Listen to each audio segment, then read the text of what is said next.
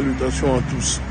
En ce moment, il y a une campagne de vaccination contre le paludisme au Cameroun. C'est le vaccin Mosquirix RTS de GSK.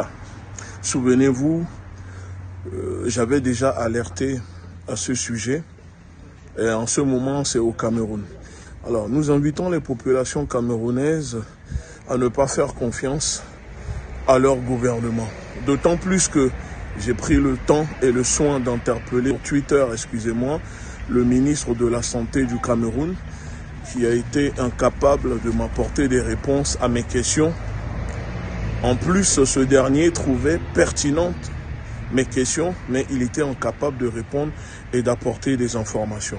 Ce que je peux dire aux populations camerounaises, c'est qu'avant de mettre un vaccin sur le marché, il faut 10 ans de tests. Sauf que ce vaccin a été créé en 2021 et le vaccin est toujours en phase expérimentale sur plus d'1 million d'enfants africains sur le continent, notamment au Malawi, Kenya, au Ghana.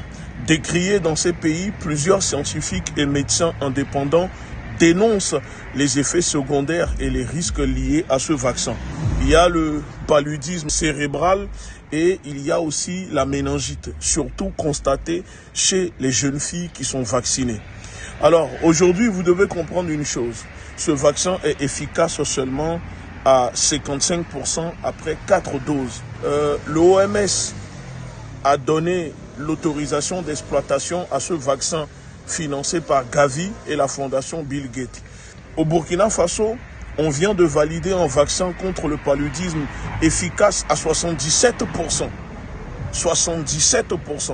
Alors, pourquoi l'OMS, l'Organisation mondiale de la santé, s'empresse de vouloir inonder les populations africaines, les gouvernements africains de ce vaccin?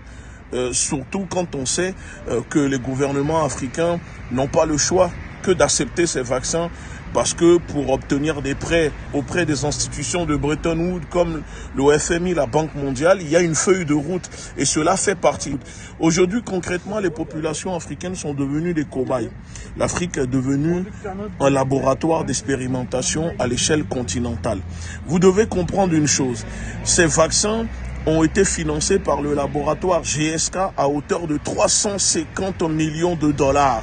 Alors que cela a été prouvé et démontré qu'on a éradiqué le paludisme dans des pays sans utiliser, sans dépenser autant d'argent pour des médicaments, surtout des médicaments en phase d'expérimentation qui sont testés sur des enfants, des bébés sur le continent africain. La question que nous posons maintenant, si réellement c'est pour lutter contre le paludisme, pourquoi ils ne mettent pas des solutions alternatives comme l'artémisia? Encore une fois, je le répète, nous connaissons l'efficacité aujourd'hui de l'artémisia. Tout simplement parce que ces laboratoires veulent gagner de l'argent. Ce sont eux qui créent les maladies et ce sont eux qui viennent ensuite vendre les médicaments. Vous avez compris, 350 millions de dollars investis pour ce vaccin tout expérimental. Ça veut dire que les garanties de sécurité de ce vaccin aujourd'hui n'est pas rassemblé puisqu'il faut 10 ans avant de faire de mettre sur le marché le vaccin et le vaccin est développé que depuis 2021. Alors, chère population africaine,